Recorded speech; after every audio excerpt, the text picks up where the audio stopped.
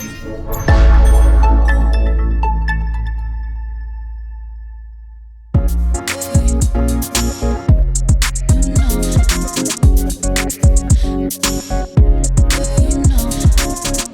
to another episode of Spotlight, live from Next Summit New York, and today I am with Internet Vikings founder and CEO, Ricard Vikström. So welcome to the show. Thank you for having me. So tell me a little bit about Internet Vikings. For anyone that doesn't know Internet Vikings, what do you do? What are you into? It's super easy. We provide servers, hosting for the gaming industry. If it's an online, if it's on-prem retail, we do it, we make sure it works and it's secure and it's not down. It's that easy. It's available almost all the time. And all the time. All the time. Very good uptime. And so Internet Vikings have seen a lot of growth in the last few years. And what would you say was the moment that really changed the game for Internet Vikings? I would say focus. From when we started 2007 to literally 2022, we did a bunch of things. We did everything and anything over these 15 years. And we started looking, okay, what should we do in 2020? And also in 2021, okay, we need to focus on something. We had so many different business areas. And we wanted to find what we're going to focus on. Yeah. And so we divested, we sold some companies, some part of Internet Vikings, like our domain registrar, as an example. And that made the entire company focus. Focus on one thing, and that is deliver great hosting services to the gaming industry.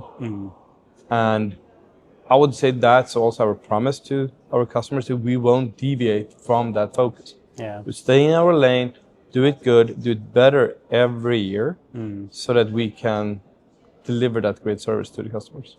What would you say is maybe one of your proudest moments, or what you're most proud of from where you've come from? For me, I worked with hosting and data centers for 20 plus years. When I was 18, 19, I started working in the space. And I would say that even today, someone needs a server. Even today, that kind of thing. And because I have so much history in this space, I really know the industry. I know the link. I know what to say. I know how to talk about what customers are looking for. Yeah. So the proudest moment is that it still actually works, and we can do it so well. Yeah. I think also with your knowledge, you would also be aware of the industry climate, the political climate, all of the risks that these servers and data centers face. Yeah. And given that. Yeah, and then talking about that, we just saw what we saw last week in the GCC in the Middle East, when 3 data centers got hit by missiles. Yes. Which have never happened before. And it goes from everyone thinks that, okay, my computer is in the cloud, it's a cloud. Yeah. Now people actually start realizing that the cloud is just a marketing scheme. Yeah.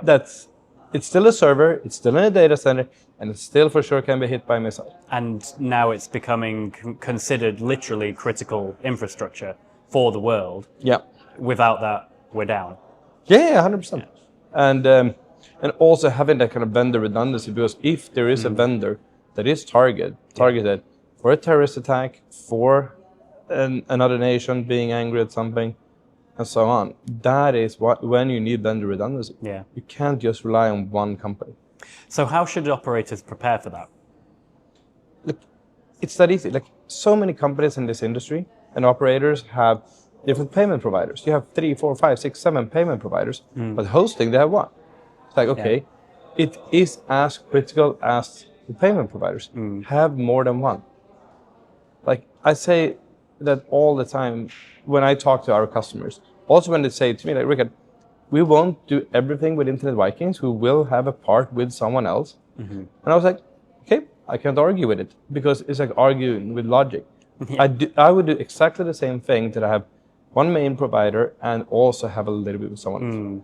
Because then you have that kind of knowledge, how that provider works and how it works with them Yeah. if something happens.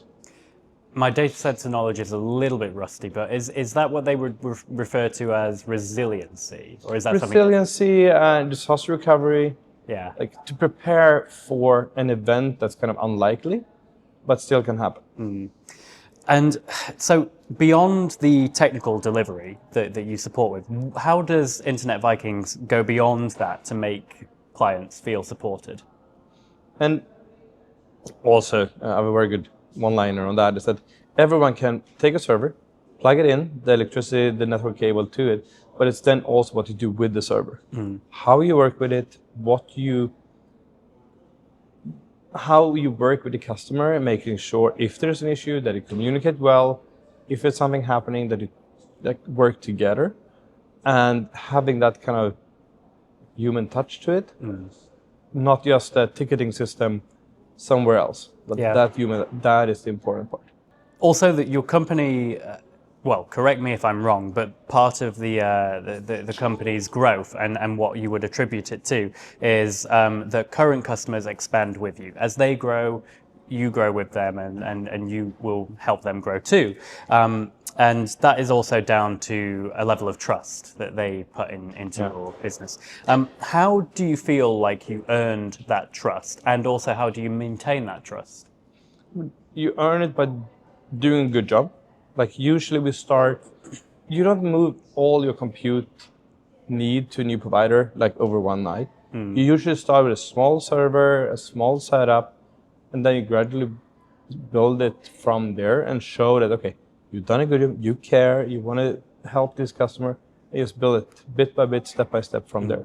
And I think that is how we managed to get into it and getting that first trust, and then you expand on it. Given your relationship as it expands with existing customers, and you've seen them along that journey, right now, what would you say are the struggles that operators are still facing when it comes to the services that you provide?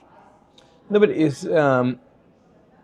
first of all, it's two things.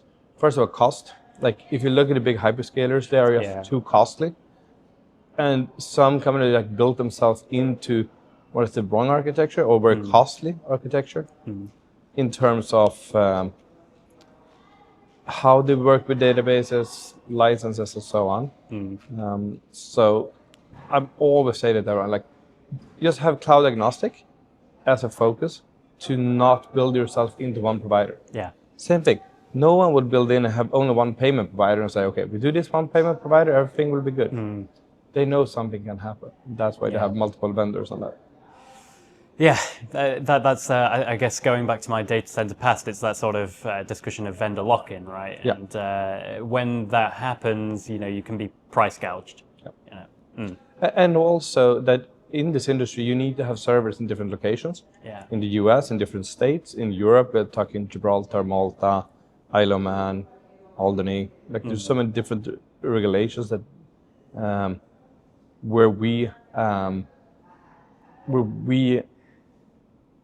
can help and also want to be the provider in each and every location and do it good. Not to take advantage of it, because there's so many providers in this space and hosting providers in certain locations that is having a margin of hundreds and hundreds of percent just because they can. Yeah. I don't want to do that. I want to have a healthy margin for my company, but there's no reason to overprice things. Yeah. As a few of our competitors have been doing. You're probably getting this question a lot, but when it comes to cost and how AI is affecting costs of RAM, for example, I'm sure you get it and you're seeing it. How do you ensure that you're still offering a service that is reasonably priced whilst also managing those inevitably increasing costs? It's basically super easy. You just put a lot of money behind it. Over the last just couple of weeks, we bought hardware for hundreds and hundreds of thousands. We don't have a customer for it. We don't have anyone who wants to use it. Yeah. But I believe the prices are not going down, and I have customers that might need compute power tomorrow. Yeah. And I don't want to be there saying I can't deliver it, or I can maybe find it on from someone else at a 300% premium. And that is what we do. You source that.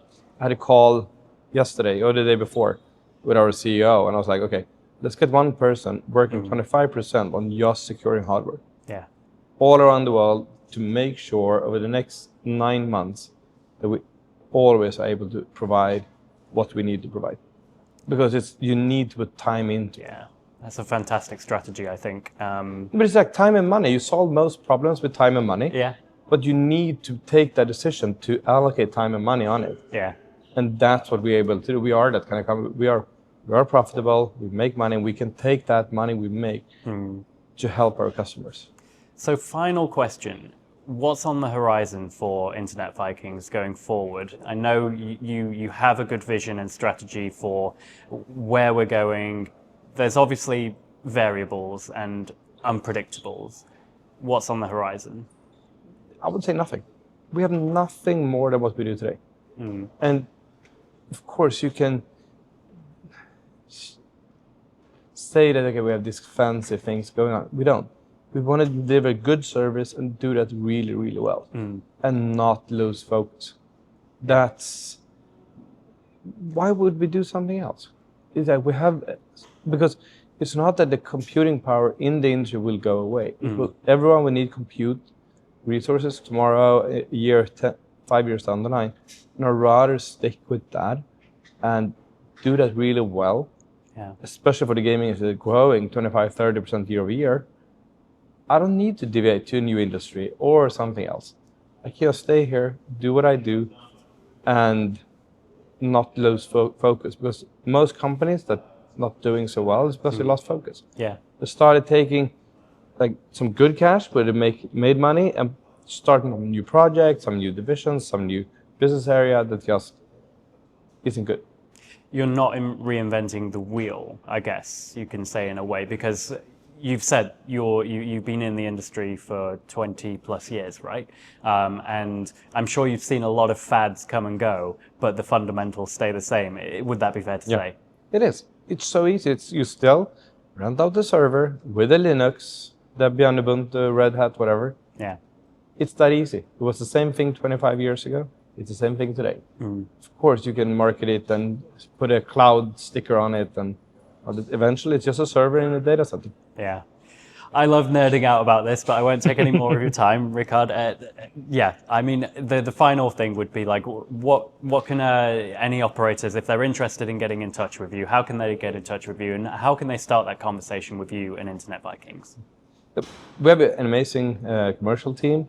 Talk with them. Just go on our website, internetvikings.com, and look at what we do. Talk to our team, and we mostly will be at each and every conference this year. Yeah. And so just meet up with us then. Amazing. Well, thank you so much, Ricard. I love these sort of conversations myself, and I hope the viewers have too. Thank you. Thank you for having me.